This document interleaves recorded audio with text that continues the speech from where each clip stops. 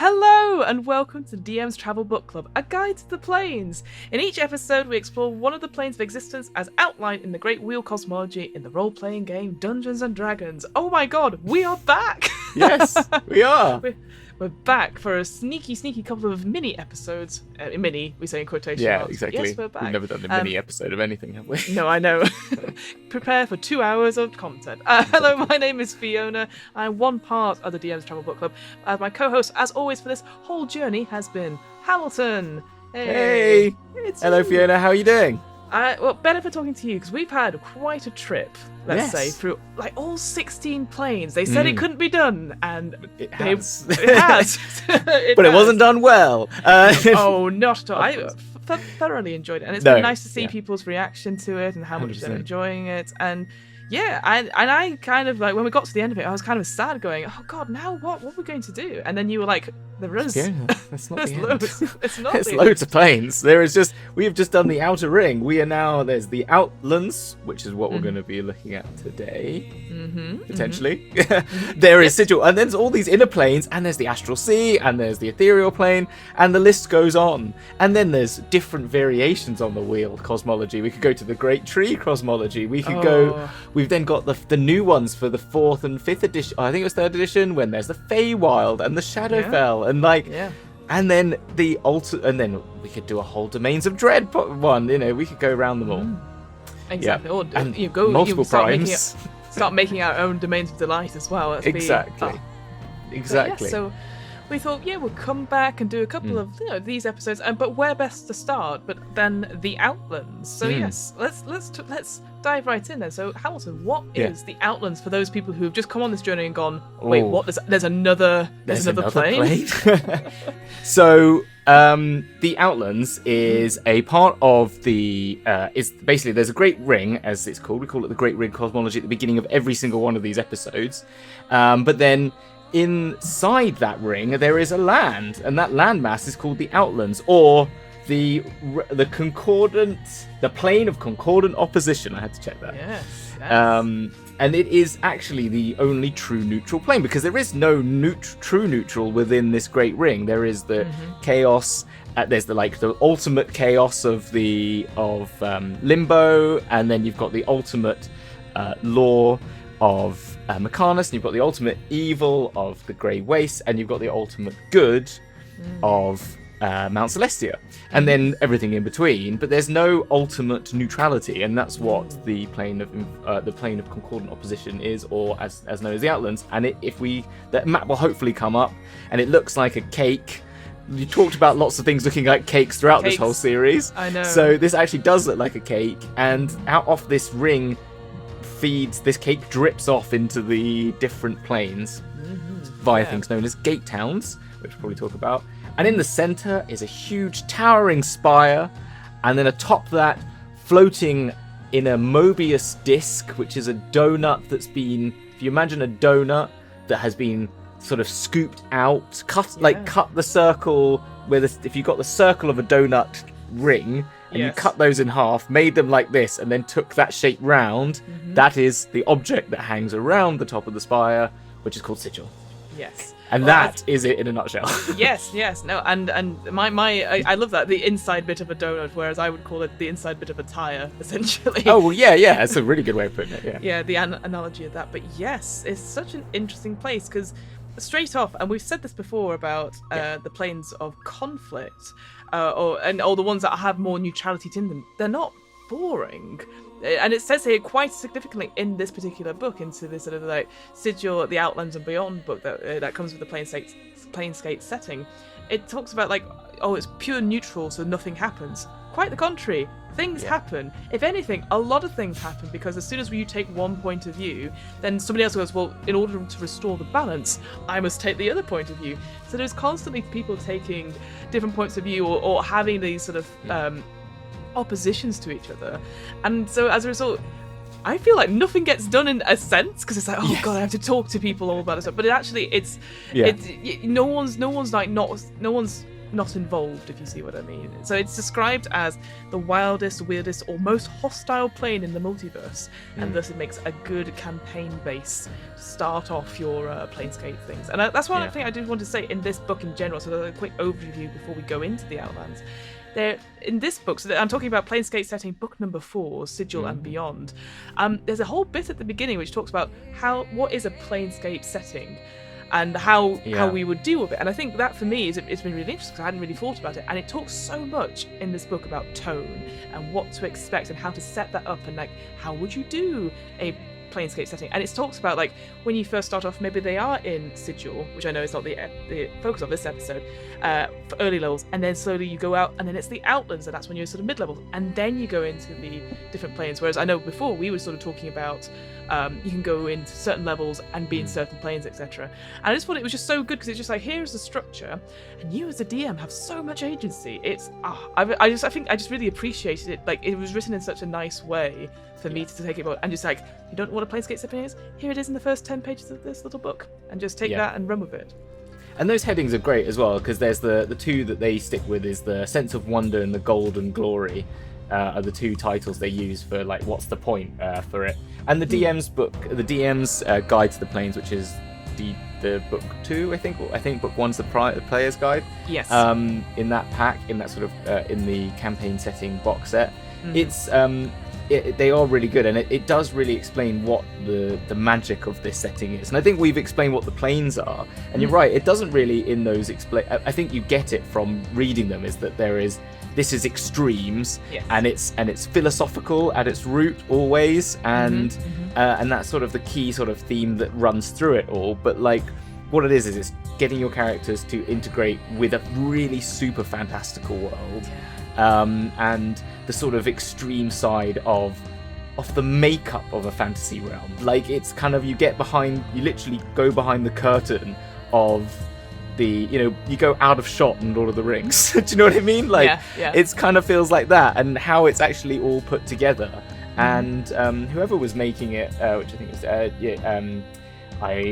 Zeb Cook, and I was gonna say it must be a Zeb Cook book. Like, which is the sort of key people, guy who wrote it, is that's sort of what they were obviously going for. This sort of like a really intelligent way of just going through the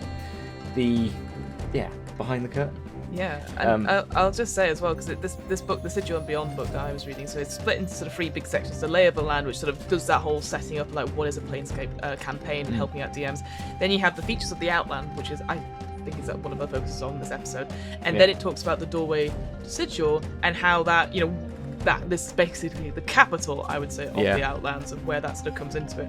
And then a few like little adventure hooks and more importantly, a bloody glossary. I could have done with that glossary. Yeah, I know. Really useful. Really useful. It made me chuckle. Really good. I was like, God damn it! Book 4 is when we That's get the where they put the glossary. Yeah, exactly. I know. It's fine. It's my own confusing. fault for not reading it much sooner. But I was a bit like, because I obviously know all these terms now, like Burke and Sod and Leatherhead. Yeah, exactly. Yeah. Because obviously I'm just like reading it for going. It is in the player's handbook as well. There is a little glossary of terms as well. But as you can tell, I haven't read it. No, because I haven't sent it. I haven't asked you to read it for this, so it's fair.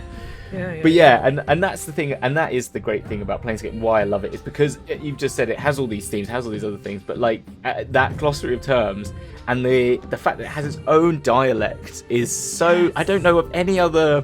I can't think of another TTRPG.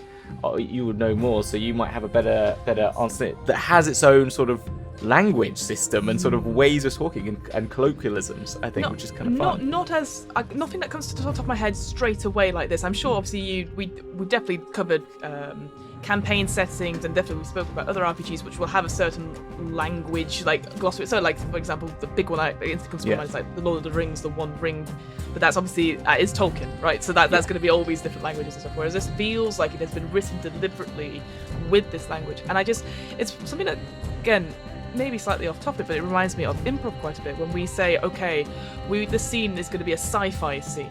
And a lot of improvisers who go, I don't really know much about sci-fi. And it's like, it doesn't matter. You can make up anything, and as long as you're confident with the wording, and you give a little definition to something. It's like, pass me the solar powered spanner, or something much better than that, for example. But like, as long as you're confident in naming things, then that makes it feels real. And that's the same thing with, because obviously at first I was like, it's a bit jarring, the Soddenberg stuff, but and the Clueless and all that sort of thing. But actually, obviously, the more I read it through, you get ingrained in that culture, because like, this is the language of the world it's in. The only RPG I can actually think of which is about language is a game called Dialect, where you, with a couple of people, collaborate on creating like a civilization that creates its own language, and then how it is lost to time and such to speak. Cool. It's very cool. I've not played it myself, but I was just reading through it the other day. So, but yeah, I think it's very unique to this, or it uses it more and more. Obviously, Planescape is so vast with all its different books and stuff, so maybe we're just more aware of it because it's just in lots of different books. So I don't know. Yeah, I guess so. Yeah, well, it is great for it, and it really brings you in. And I think, and as you said, that it sort of leads you into the Outlands as a sort of starter guide. I think Sigil is we will talk about Sigil next, and I think you've got to leave that to its own thing, and it is Agreed. a great place to start a campaign. But it is extreme in itself, and is chaotic, and it has its own rules and peoples and factions and all this stuff, which we've talked about on other programs. But the thing that the Outlands does in a really good way is it's like a tasting menu for all of these elements. And I think going to Sigil is like when you take your characters to Waterdeep, it can be a little bit overwhelming, like this urban environment, and that's why you always start in these little host towns, don't you? I saw a really great meme of the little dominoes that go from little to big, and the little one is fetch quest, and the end is kill God. Every D&D campaign, because it's like you topple those dominoes. And the Outlands is good because it doesn't mean you have to deal with a lot of the things that, if you want your players are coming to Planescape, if you find you go to Sigil, you'll be like, okay, you need to choose a faction, you need to figure out what all these wards are, whilst you can start in the Outlands and it looks a bit like it's just like a forest, or it's just a rolling hills, or it's a bit desolate, or whatever it relates to wherever you're near. And then you can go to a very simple powers realm, which there are a few powers in this realm like there are in all other realms. It's similar to that, and sort of start off there, or a little host town that relates to something that maybe they know, like a god of gnomes, or just a village of petitioners that were lost, or something like that, or just set up camp of neutrality, and go from there. So it's a fun place. And just to quickly, I know we've already covered factions in one of our earlier episodes and stuff, but I think that is something also to mention here. We do cover it a little bit in the Travel Book Club, we touch on it here and there and everything like that, but the thing about Planescape, it has this idea, obviously it's a sense of wonder, as you said, but also this idea that core concepts of beliefs, and that there are philosophies, and I quite like the enthusiasm of factions are philosophers with clubs, which I f***ing love as a concept. But that idea is that you're going to have people who are going against you because they have different agendas. It's not always the big bad that wants the most money, or I want to have power. It's all my idea is the correct idea. It's very much and there is an additional rule that you can use in Planescape, which is using the belief system, which is that you give your players sort of inspiration and benefits and boons, and there are and they go in two different ways. One which is sort of just like an inspiration sort of thing, and sort of gaining of ability scores to a certain extent if you want to take it that far, or you give them benefits in game that relate to if they stick to their beliefs, whatever you set out their beliefs, and when they stray from those beliefs that they set out at the beginning, then either they can change their beliefs and you can take them down a new path, or you can go along these ways. But then also with these factions, when we come to them, when you join one, there are faction benefits, and they give you not only sort of benefits in you get access to things, you also gain sort of skills and abilities through them and stuff like that, which is kind of interesting. And the other thing I just wanted to quickly mention, again, I know we're not really talking about Outlands, we're just talking about Planescape in general, but the feel of the setting, it talks about obviously you want to make it tangible stuff, but then it says that might mean you have to encourage players to role play more. And I was like, again, a silly moment sort of thing, but from when I've been reading these planes, I've been seeing them as there's lots of rules around them and people are like this, that and the other, but it clearly describes this is not about beating up gods and taking their job, or eliminating all the evil things in around. It's not a power trip.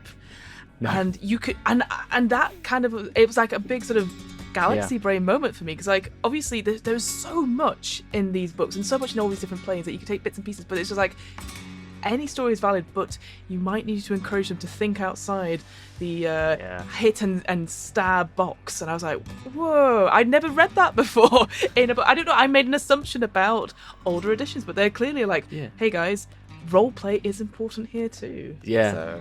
I know, and there are lots of, we've noticed it throughout the planes, these moments where they've explained ways to adjust your role play as well, such as the one that comes to mind is Arborea, where you've got to ham it up, when you're in Arborea, or that you might dull it down when you're in the Grey Wastes, because you lose your sense of life and sort of in bon vivant or whatever it is, that sort of like, and then so.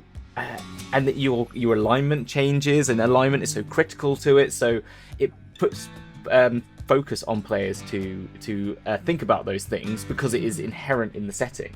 And then, as we said, like you're talking about the philosophies, when you give yourself these philosophies, they're really great when you look at the factions. I recommend people to do that, and you could find we'll probably get a link to it here somewhere, to our factions of Sigil. But like, if you choose one of them, like for example, the first one, the Athar in the list, which is they believe all gods are just mortals with power, like because they go like wizards, they can cast wish, they can do all these things. So basically, they're basically demigods. So gods are just mortals with extreme amounts of power, and people believing in them that gives them power, which I think D&D sort of says is true.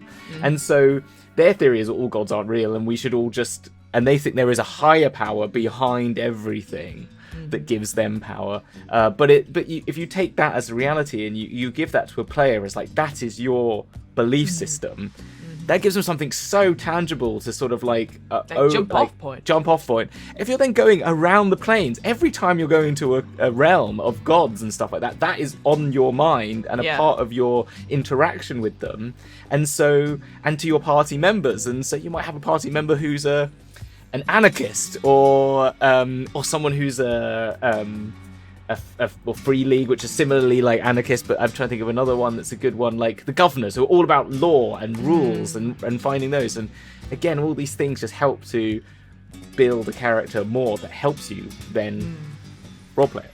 Yeah, no, I completely agree.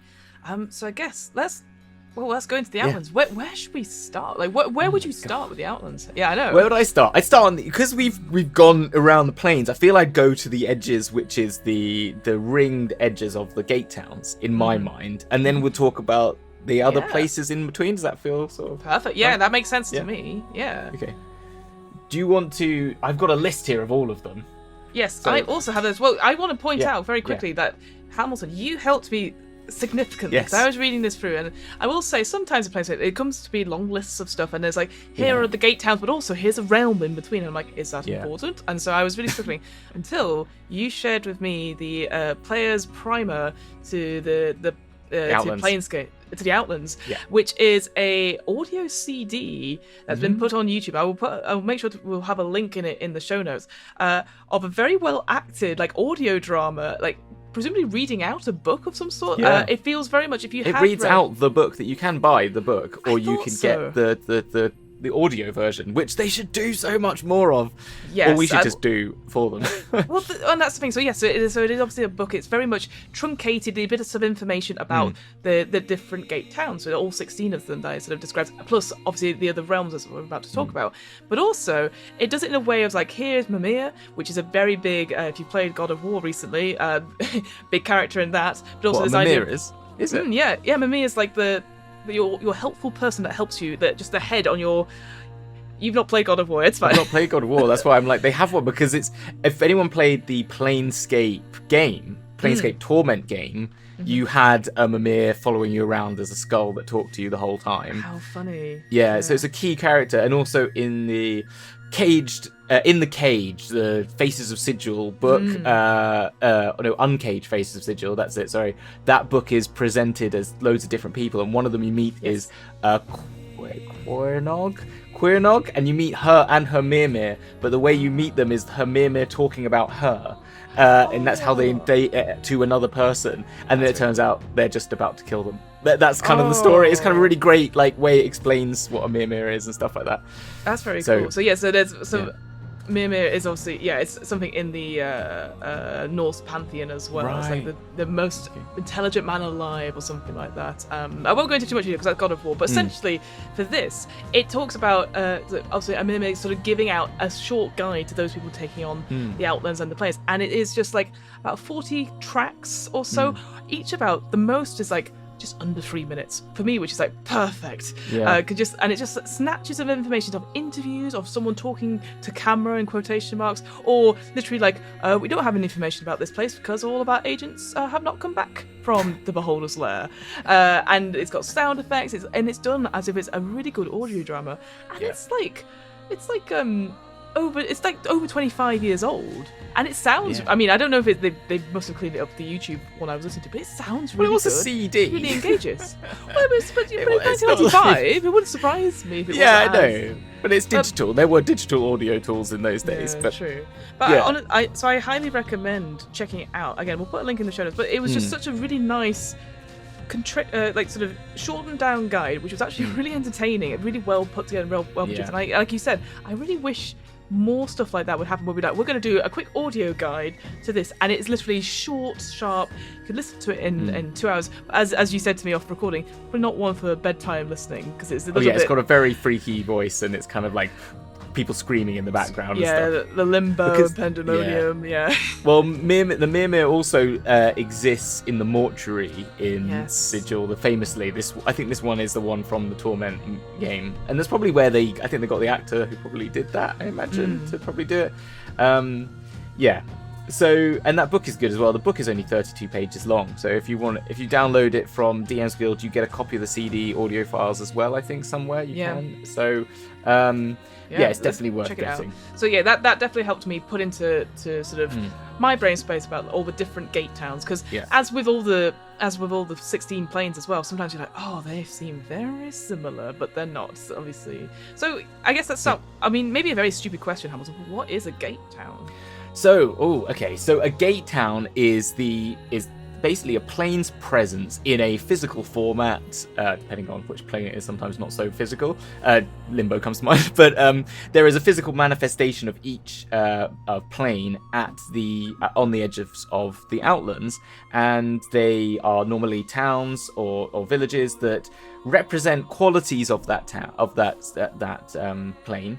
They are ruled and organized in a way that relates to those planes, and if they become too much in sync with their own plane, then they get absorbed by the plane itself, and a new gate town builds in its stead. And so that's famous ones that do fall more readily into their own gate town is the Abyss and the more chaotic planes, because the Abyss is always constantly trying to absorb more and more planes, and Limbo's too chaotic and stuff like that. But in order, like you said on the plane of neutrality, is a lot of these places have systems instilled in them which deplanify them, if that makes sense. So some ones that are chaotic may have some sort of lawful attitude to them, like a militia in the Abyss is plane, or in Automata, which is the plane, the gate town to Mechanis. It has has a very structured and organized daytime council, and then it has a nighttime council of thieves and chaos that lives in this undercity that maintains its presence because it is so ordered above ground and in the daytime that this is the only way that it doesn't get sucked into Mechanis. And we see that before. We mentioned this in other planes, that planes do this, like Nemaustus from Arcadia, which, because it became too evil, it became too lawful, just purely lawful, and therefore switched from Arcadia into Mechanis. And so it's so that's kind of how they work, and each of them have a gateway portal of some description into the plane themselves. Hopefully that was a condensed version of what they are. It was. And you're right, it's like all 16 sort of towns, they sort of grow up around these portals and they take on those aspects of it. And perfect examples of the Mechanis ones, or Automata, that idea of the different orders and stuff like that. And again, listening to that player's primer one, it does a really good job of getting that across in under 2 minutes, which Yes. I really love.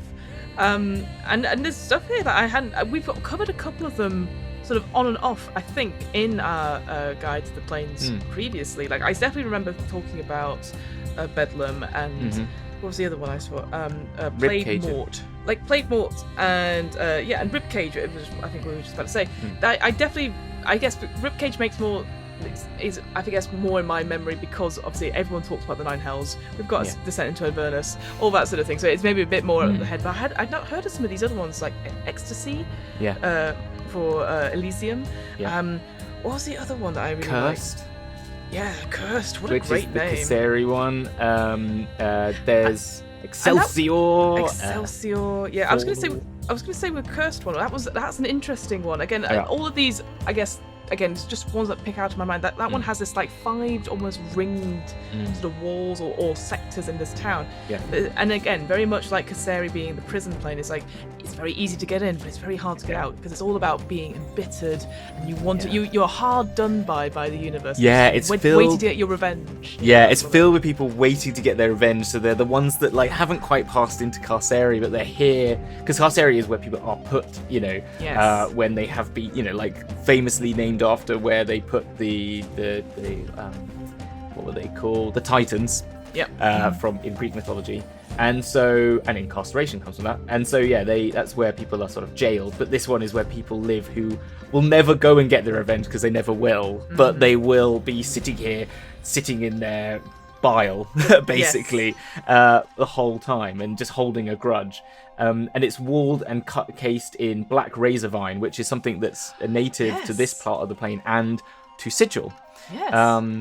And there are this happens lots of times, the little moments, and I only noticed a couple in this one, but the Lady of Pain does come up a lot in Planescape as like little hints and nods, and in more of the other Sigil books of where she comes from and what her relationship to, because she didn't actually create Sigil, and she sort of took it over. But the Razorvine is also a new addition to the city, which has not always been there. It's never really mentioned, but it's always hinted. And then it also hints that she might have once been the ruler of Plaguemore. Yes, Plaguemore. Yeah, the ruler of the Abyss Gate Town. And then there's the other sense that it's only in Cursed that they have the Razorvine, and she also creates mazes which remind you, and it says Kasseri reminds you and Cursed reminds you of the maze labyrinths that she creates to put people in. That's her sort of imprisonment. So there's definitely a relationship. And then also to the Bladelings, which we find in Pandemonium, I think. Oh my gosh, I can't remember. Or are they in Archeron? Archeron. You can't throw something like that at me. I'm like, I don't know if I'm going to catch this one. But there's all these little hints to her relationship to all these other planes at certain moments. And I think it's just kind of worth noting that. That was all. Yeah. No, absolutely. And also some cracking names for gate towns. I know, I probably said this well, but I love that. Like, for example, the gate town to Hades, one of the last ones we sort of looked at, is just called Hopeless.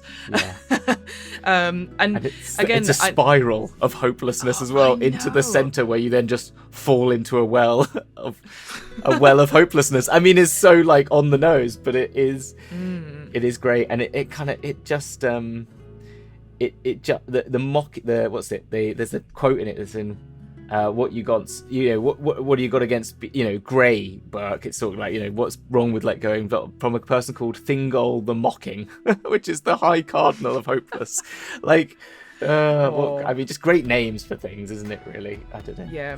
Again, so all of these gate towns, they're definitely ways. I mean, it seems very obvious, but you start your campaign to the planes where in the gate town, giving you that taste, or even doing like a quick visit to places. Because we've kind of mentioned it a little bit, and I know we're going to talk about it properly in our Sigil one, but it's weirdly both the Outlands and Sigil are obviously very well connected, but the Sigil is obviously more about the town. But let's talk quickly about sort of the different portals you can get. Basically, you get permanent, temporary, and shifting. And obviously the permanent ones obviously are like the gate town ones, where they are always going to, they're no images you can get in and out from that same portal. Temporary ones, you can use them like once or twice and then they'll disappear, etc.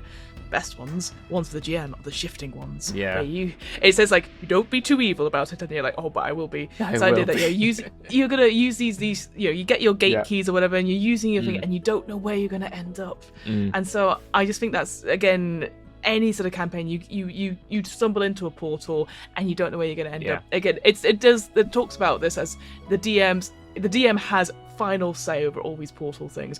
There's nothing the players can do. It's very interesting in that writing. It goes, yeah, sure, they can do a wish spell, but they're better off just saying, I wish to be on this plane, rather than I wish to find the portal. And even then, wishes are obviously tricky at the best of times. So I just thought that was really funny, because it's like, the DM gets final say on all these portals, and using them to get some places. It's way too complicated.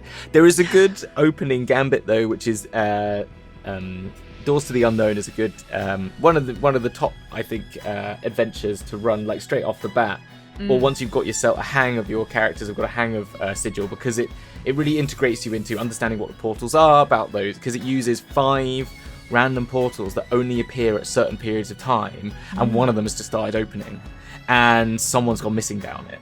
And so it's all like, and they all go to 5 different locations, and it gives you just a little bit of a taste of a lot of different places. And I think that's a really good adventure if you want to know more about portals and explain those to your players in a really engaging way. So that is a good one. Where's that one then? So what's the name of that? It's a 2E, Doors to the Unknown. It's just one of the, I can't remember which number it was. I do have the book here. Doors to the Unknown is just a 2E adventure. You can find it on DM's Guild. It's not too expensive, because I think it's quite a small book. It's quite a small adventure guide. 2626 is the name of the book, if anyone wanted to know. Yeah, no, I think it's good, because I think, because this is the thing, like with all these sort of the primers and all that stuff, there's always good adventure hooks there. And I think I think what I hadn't realised before I'd be like, oh yes, we'll be on the material plane, but then we'll get to Mechanis, then we'll get to Arborea, rather than like, what if you started in the multiverse? What if you started in the Outlands and stuff? So I'm very keen to be like, how, because I don't know. I've never ran a Planescape setting. This is my first proper introduction to it.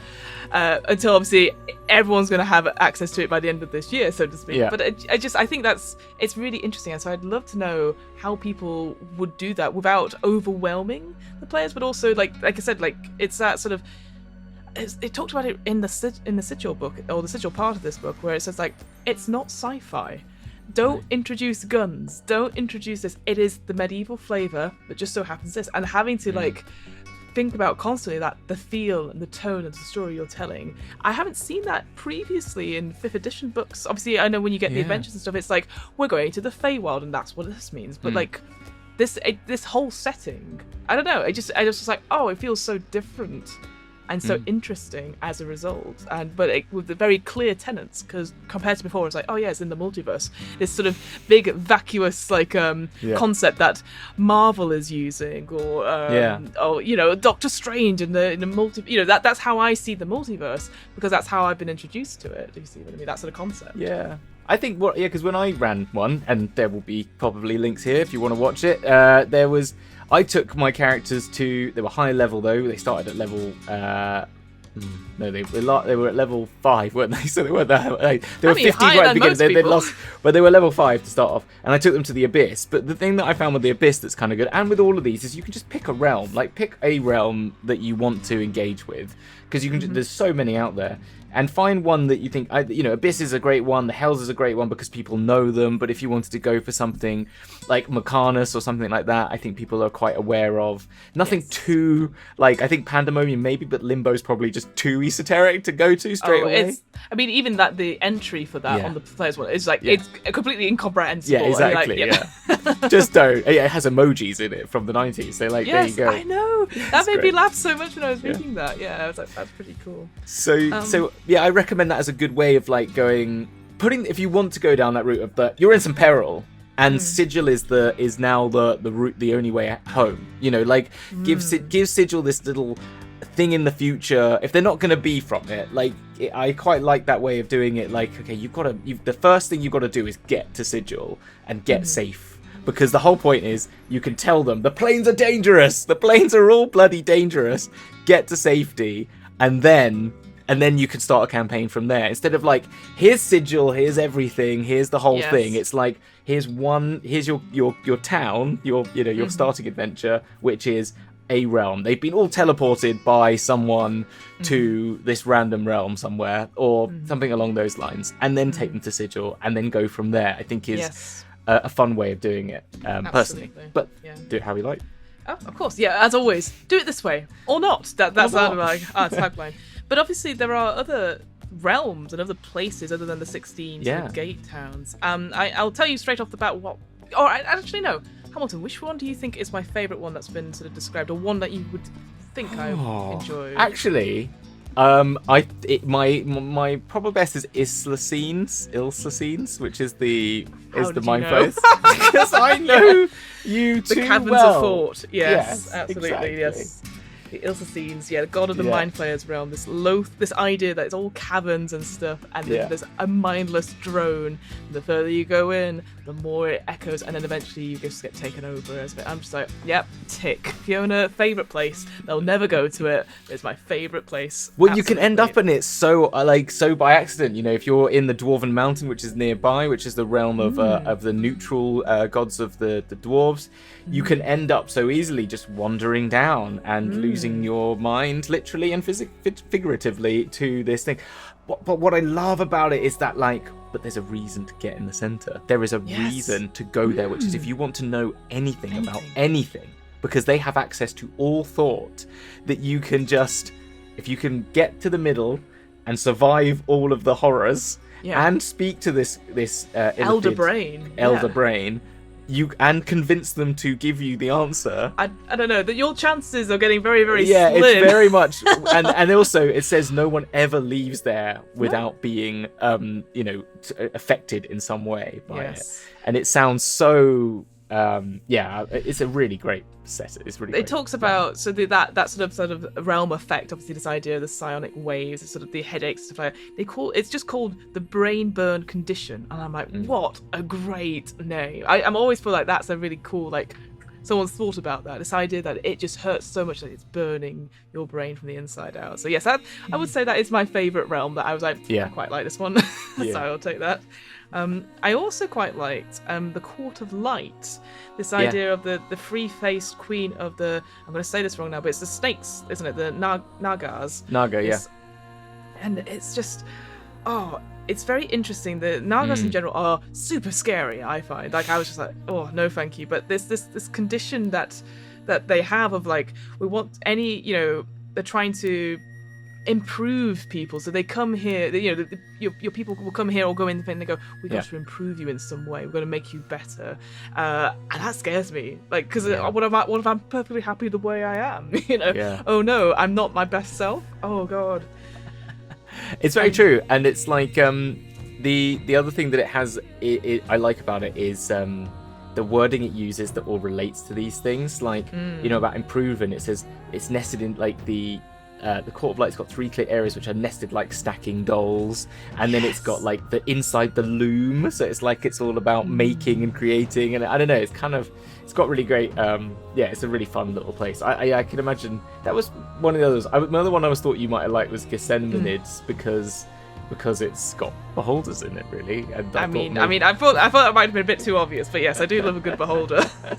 It doesn't have a lot of information about it because that's the funny joke about it. People don't come back from there. No. I quite like that. And actually, you said it's this idea of the loom and then the hall of tests again in the palace. Oh yeah, I forgot about that. Yes. No, because that's the thing. Because you go into it, and each of these rooms are all the fears and expectations of those who go there. So instantly, I'm like, okay, we're gonna have a big reflective episode, everyone. Yeah. You're a shit. You're a shit. You're a shit. You're all shit. No, but the other great. Shit. I love how it's the test. One time could be to prove your might, and the other time might be to walk away from a fight you can't handle. And you don't know what the test is, and if you fail, you fail, and you can, and you won't, and it's really, you can really play with your players there, and I think that's it's a really great. Yeah, it's a more interesting Palace of Judgment than the Palace of Judgment. Yeah, no, I was a bit like, when I read this, was it no hate, no sympathy, only judgment, a place of waiting. Yeah. I was like, God, that sounds good. So people will go, people who have passed on will go here to be reassigned various things, and there is so much paperwork. It feels very much like Marcanus in a way. There's all that talk about paperwork, etc. But here it's just processing. It's what's his name? Say his name into a mirror and he appears, but not Candyman, the other one. Beetlejuice. Okay. Just like, Beetlejuice. It's Beetlejuice when they're waiting with their little car. Yeah. You are 1,572. Yeah. Absolutely. Yeah, I'm thinking Vogons and Douglas Adams stuff, getting the administration stuff. Because it's, again, in that little entry in the primer, it just says like, oh, you filled in the form wrong, that's another 16 months of waiting. And you're just there going, what? But it doesn't surprise me. Someone going through lots... Oh, I heard a story the other day about in 40k that because 40k has the Imperium has this huge what's it called, the administratum, because it is so large and huge, people queue in queues to get to the front of the queue, and they have generations that wait in the queue. So it's so big that people are born and die in the queue. So they live in order just to miserable. Get something organized. That's what it states. And that so is miserable making. Oh, I can't. That sounds awful. And imagine if you get to the end and it's like, we're close for the day, and you're like, I'm joking. 16 generations.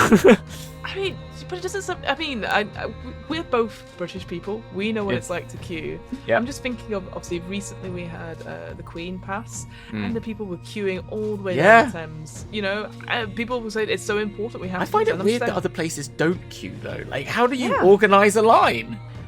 I think you told me about a buffet once. You did tell me about your buffet. Well, we don't talk about that buffet incident. We don't talk about the buffet. That's terrible. So British of us. I just wonder if that's because maybe the other places we're thinking of, they're much bigger, so they have cars, and so they queue in their cars instead. I don't know, but it's queuing to get into festivals, queuing for toilets, queuing, and you just think there's just getting into Glastonbury. Oh my gosh, I remember doing that.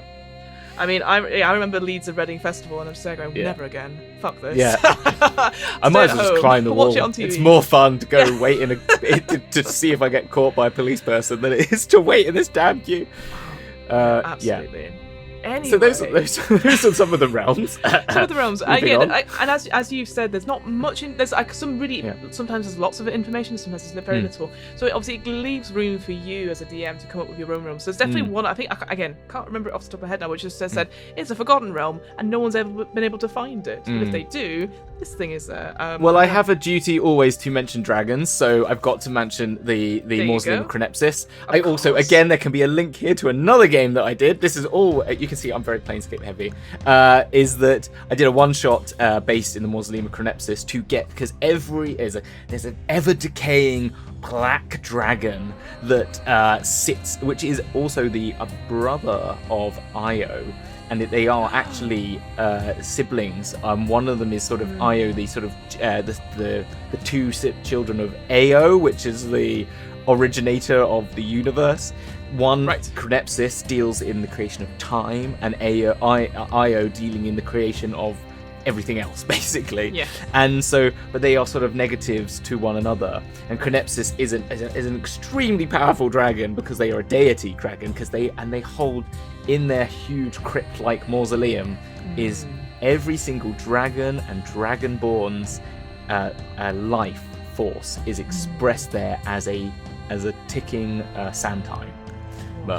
And it's kind of like so Dark Souls. It's like it's so cool. It's such a great, this whole city of more Nexus. City. Yeah, exactly. It's this city of ruined temples just filled with these hourglasses. And there are petitioners. It doesn't talk so much about it in this one, but I've read a bit more about it. But there are petitioners to Cult the Dragon, like people who go there and visit, but not many. And basically a dead town, but it's a great, cool setting. If you want to see people in there, you can go find that. But it's a really cool place. I love it. You know, I just literally looked down at my notes, and I said there was the hidden realm, or what there's like a realm that's hidden. It's just called the hidden realm. So don't get too excited by it. Don't get too, it's hidden, but no sort of everything's to find it. But yeah, that mausoleum one is so interesting. I as soon as you said Dark Souls, I'm like, of course, Elden Ring, all that sort of thing. You can really bring in that sort of. I hadn't even thought about that. Yeah. So some really, really interesting realms there that you can take inspiration from, change around and stuff. And I just thought, they're just really interesting. Those combined with the gate town, so you can have a lot of fun just hopping between them. And eventually getting to Sigil, because we've not really mentioned it, but let's talk about the sort of geography of the Outlands. And within that ties into the magical conditions, I'd say, as well. Yeah. So this idea, like, again, I was not aware of this at all, and I love this idea that the further out you are from the center, the more access to magic you have. So the further you go in, magic is limited or reduced, or there's a buffer in some way. So where you are right at the center, can't get to Sigil, by the way. You have to find a portal to get in there. But that's where it's nullified. All magic, everything like that, even deity powers don't have magic at the center. Yeah. So that's where you can go and negotiate and talk. And I thought that was such an interesting concept. The issue being in the sense of, like, to get there, you have to drop off at the nearest, like, ring, essentially, and then make your way in. So it could be days or weeks before you actually get to that center, which sounds like a slog, to be honest with you. Really but it's just, does. but it makes it makes me think of, like, literally, like, again, you think about, and the way I always go to the US, because obviously that's where I'm more familiar with, like, the Great Plains, just vastness, these bits of beauty, but just no. But it does mention service, that. That's what it says. It does mention it in that. It says it reminds you potentially of something that's known as the Large Plains, or something. It goes something of that name on the one of the Prime Worlds, and so that's what it sort of implies, that is the center, and that's where gods go to parley. Yes. Because they cannot, like, hurt one another in those places. And I love the little extra thing, the wizard walking castles, because wizards want to be only in a ring. So when you're a wizard that's only got 5th level spells, why would you want to exist anywhere when people can cast 6th level spells, because they'd be better than you? So you just stay, but then as you gain magical proficiency, you get your castle and walk it into the next ring. And if the ring shifts and changes, as it does, because powers grow and gate towns disappear off into the void, you need to be able to, oh crap, now there's someone coming after me, quickly get my wizard castle over the line back into the safety of the 4th or 5th ring, or wherever you are. That's so funny. It reminds me very much of an RPG called Colossal, which is similar things. I think, did I send that to you? I can't remember. There's little rooks and stuff. Yeah, similar sort of thing. Less that you're walking around in them, more that you're fighting those big, very much Elden Ring style monsters, but obviously in a very cutesy way.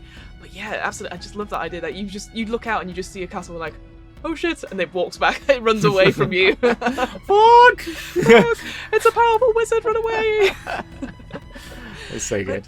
But I guess compared to, like, previous planes, obviously, which had sort of blanket conditions, this is I know there's a couple of planes which have, like, depending on the town, perhaps, and depending on the deity's influence, then that changes certain powers and stuff. But here, the fact that it's all-encompassing, this idea of that it is these onion layers that you slowly go in, and you don't know until you try, and then you go, shit, just like, fuck, I don't have it, get back. It's very true, and it goes. That is up to the it shifts and change, and it's up to the DM where that is. So you can just spring it on your players as and when you so wish, what layer you think you're in. You can't really tell without actually trying, which is kind of fun. But also, just again, as I mentioned to it, it's because Sigil is separate to this.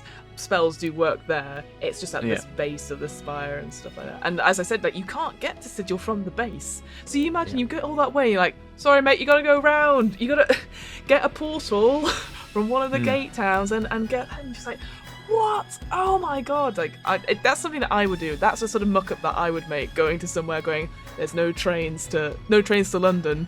You gotta go via Reading or something. For fuck's sake. Yeah, we've all been there. Yeah, we've all been there. But then also, again, we've sort of not danced around it, but this idea of balance as well. This idea that you do something, you have to do something else to sort of retain that balance, because of the idea of neutrality. So this idea of, like, magic stuff. So, like, for example, divination magic.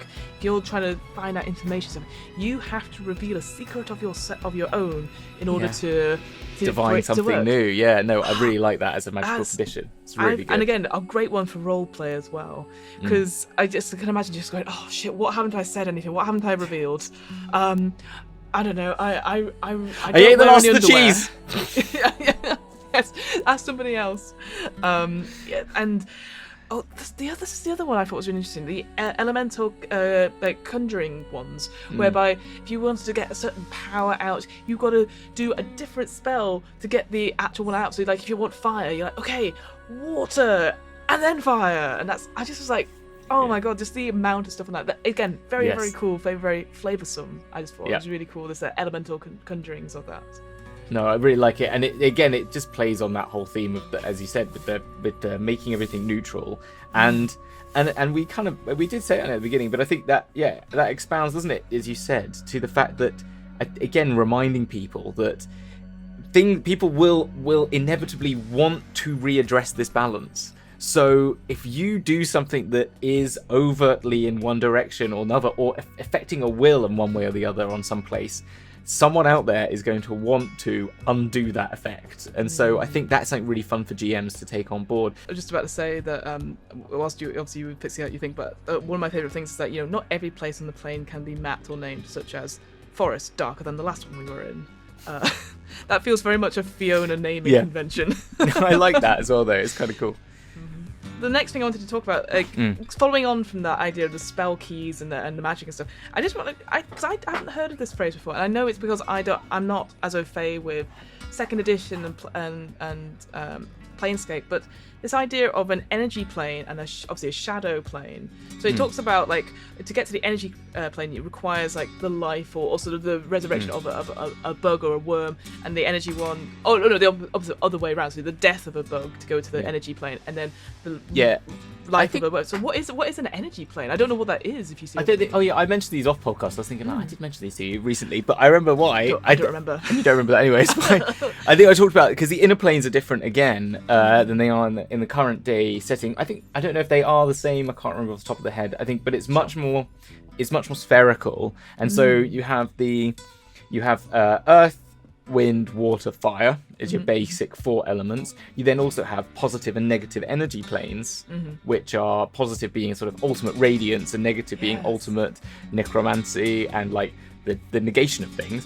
And what you then have in that sort of sphere is you have the demi-planes of, like, between water and wind, for example, which is called mist, I think. Fog or something. Yeah, fog. And then but then if you take water and positive, you get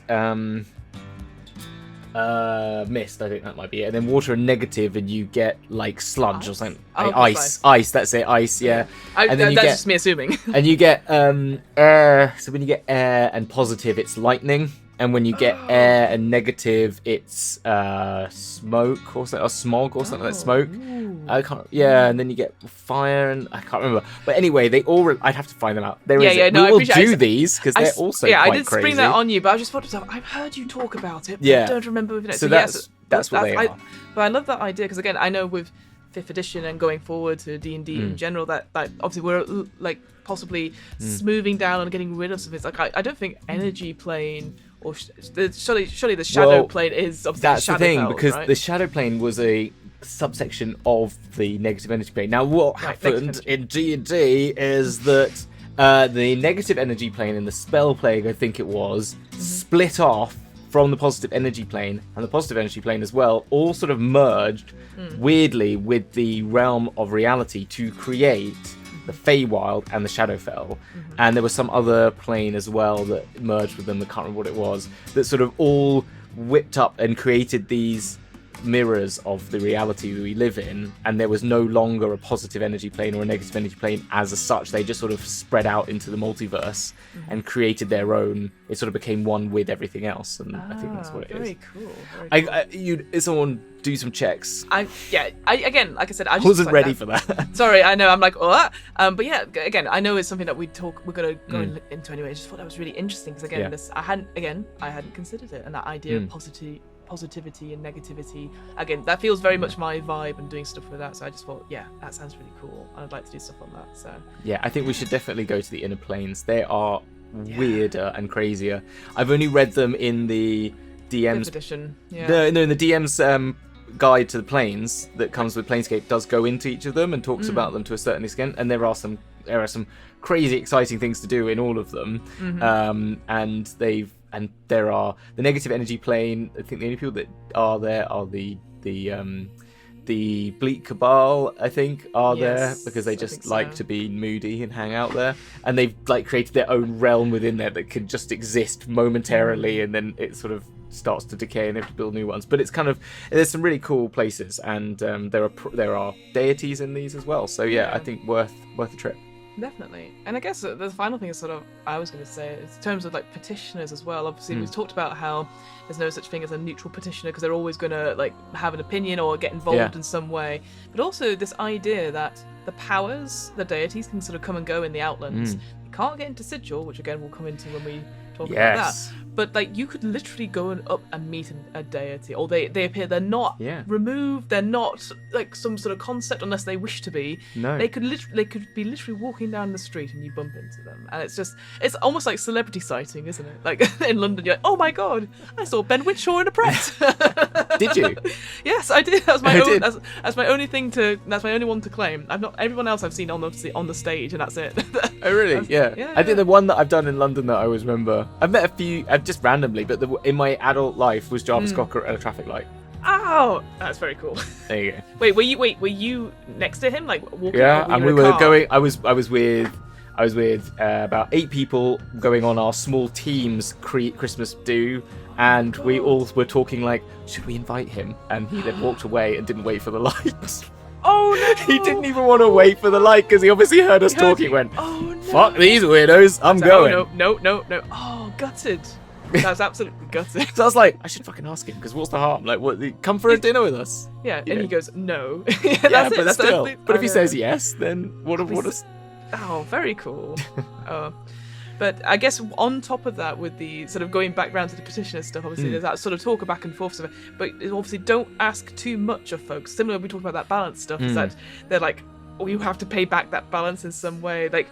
So I love this little line it talks about. So suddenly, like a petition might come up to you and offer you some advice, or give out, or cut prices in a market store without any explanation, and that's because they're trying to balance it out somewhere. I just thought that's really cool. But then it talks about this idea of like, is the price worth the risk of something?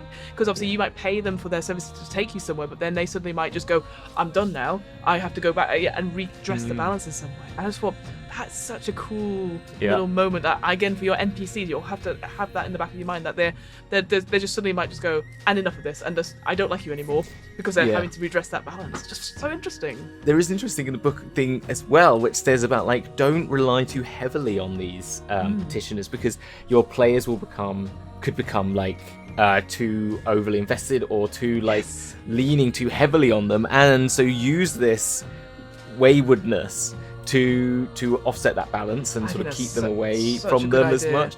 And it was kind of really interesting, sort of just as someone who overdoes NPCs, it's a really important thing. We're both NPC club, aren't we? Like, we create a character and then you're like, they'll never be seen again, and then they're brought along for the ride. And exactly. So this is perfect. I think I'd use this in general. Just like, I've had enough of you. Why? Off. Don't worry. Off, bye. I'm going on the Concordant Express, that sort of thing. I'm so glad that exists now. I know. I love that idea. That now exists, literally must do in all Planescape. It's the best thing. So. Yeah. So we'd obviously, again, we might not have come to this just yet, but we've got the Keys to the Golden Vault. Yeah. That is it appears in one of the missions. It does. So I highly recommend checking that out, because Concordant Express, going through the different planes and then obviously through the Outlands as well. Very, very cool. All very cool. Anything else you want to ask about or talk about in the Outlands? I think that the book that we talked about in the audio CD and the YouTube link there is pretty much what you need to do if you want to get into depth on all of those different gate towns. So we haven't really gone into them exactly into their politics as much as we have in other places. I think in the other realms, there's the Celtic realms of Turnintagog. I was going to attempt. But there's the Celtic realms which are interesting as well to investigate, but not. They're not. I don't think there's anything in the Outlands that we haven't mentioned that is extremely like we need to talk about. I think the other thing to remember and to remind people is like, this is your place to make your own as well. And I think the gate towns are your really key critical things, and I really recommend listening to that thing, or maybe or getting a hold of the book and having a look through them. But that's that. I don't really have anything else to say other than go and have a lot of fun in the Outlands, and I look forward to talking about Sigil.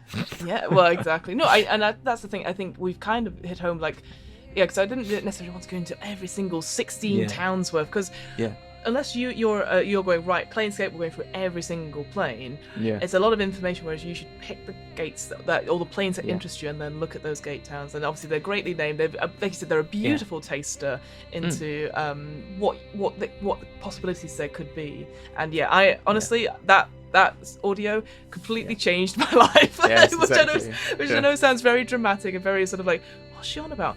But honestly, I just turned me around to be like, oh, audio CDs of like soundscapes and discussions like that, when it's not somebody reading out the stuff as beautiful as a directed audio experience. I'm totally. I mean, Fiona. Yeah. What do you want to do?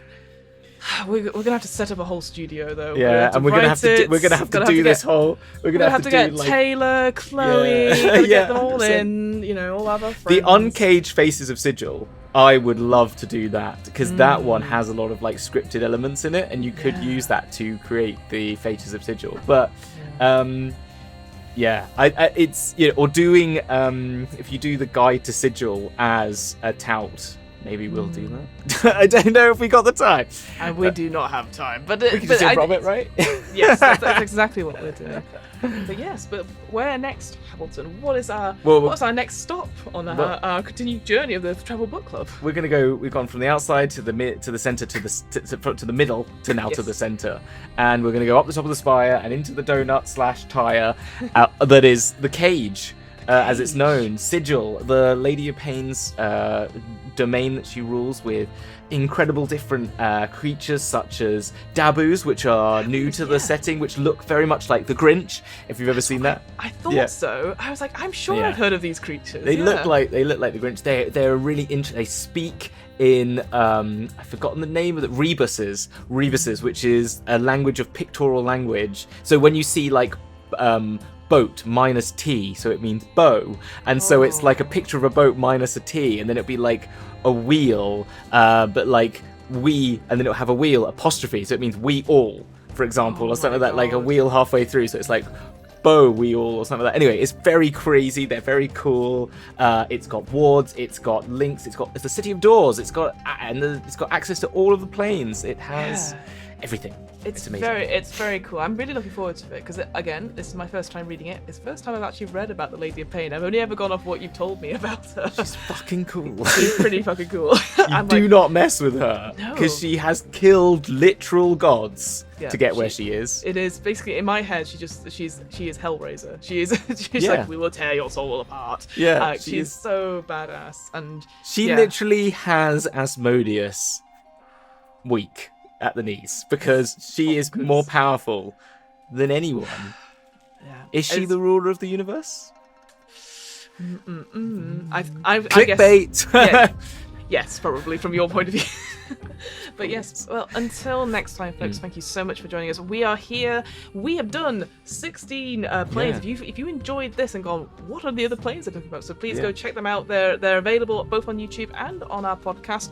We've also got our sibling show, the DM's Book Club, which is just a sort of general. You want to talk about some D&D? We talk about some D&D. Talk about topics as small as like stat blocks, all the way up to like big campaign settings.